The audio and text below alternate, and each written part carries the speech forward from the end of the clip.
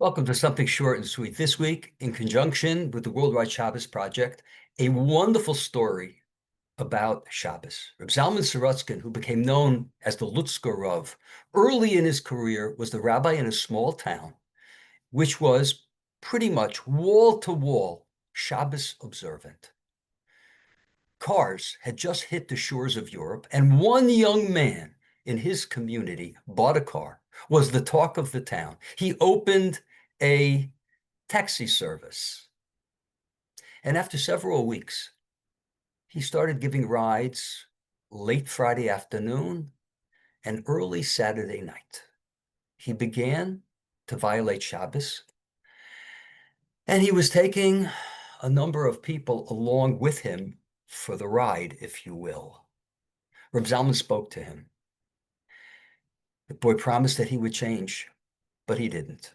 He spoke to his father. His father had been ill for some time, and his father really didn't have the wherewithal to be able to do anything about it. This went on, and Reb Zalman tried to change things, but to no avail.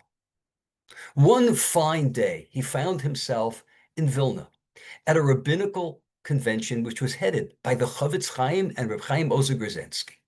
It was a wonderful conference, and when the conference was over, he was on a train about to go home with many of the other great sages going to their various destinations. The Chofetz Chaim himself was on that train. Before they depart, he looks out the window, and who does he see there in Vilna? He sees that old man. He thought that old man had been in the hospital somewhere. He couldn't believe it. He runs out. He says, Reb Yid, what are you doing here? Did they let you out of the hospital? He says, I'll tell you what, the other night I was in the hospital. I had a dream. And in the dream, my great-grandfather said to me, you're going nowhere. You're sick and you're sick and you're sick. I'll tell you what you need to do. You need to go to Radin, the city of the Chofetz Chaim. Receive a blessing of the Chofetz Chaim, and you'll see that will change things. So I'm on my way to Radin to receive a blessing from the Chofetz Chaim. Reb Zalman said to him, you're not going to believe this, but you don't have to go to Radin. The Chofetz Chaim is in this train. Come, we'll go together. I'll introduce you to the Chofetz Chaim. They walk in, and the Chofetz Chaim is in the middle of davening. As they're watching the Chofetz Chaim daven, Reb Zalman has an idea. Maybe he can get word to the Chofetz Chaim about the infractions of this man's son. And maybe the Chofetz Chaim could say something. So Reb Zalman runs out of the train. He's looking for the Chofetz Chaim's son-in-law. So the son-in-law can get word to the Chofetz Chaim. And he finally finds him, and he tells him all about it. He gives him the tip, and he says, please go in there and tell the Chofetz Chaim before this man comes for his blessing. They come back to the Chofetz Chaim, and it was too late. The man has already stepped up, and he's already interacting with the Chofetz Chaim. And they just stand there, and they watch the interaction. The elderly man says to him, Rebbe, I'm very sick. I've been in the hospital for some time. I've come to you for a blessing. The Chofetz Chaim pulls back a little bit. And he says, you want a blessing from Yisrael Meir? That's, in his humility, that's what he would call himself. He says, Yisrael Meir is not someone who can give blessings. Blessings come from Shabbos. And therefore, when one needs a blessing, it's Shabbos that they have to look to. And he paused. And he says, and you might be thinking that, what do you mean Shabbos? I'm a Shomer Shabbos from my youth. I'm completely Shomer Shabbos.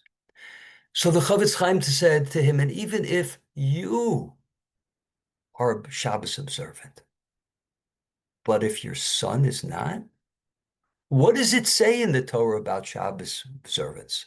It says, Ata you, ubincha bitecha, your son and your daughter. It doesn't say that about any other mitzvah.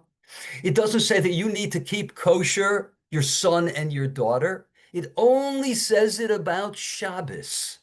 And therefore, if you keep Shabbos, but your son, and here the Reb Zalman Sorotzkin could not believe his ears.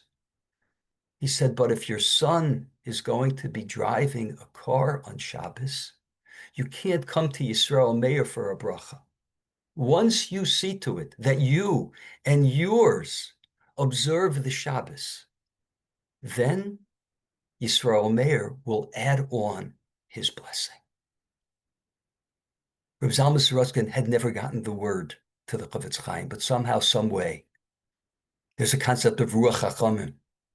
The Chavetz Chaim understood, the Chavetz Chaim saw, and he told him what we say in Lechadodi, Likra Shabbos l'chu v'necha, come, let's go greet Shabbos.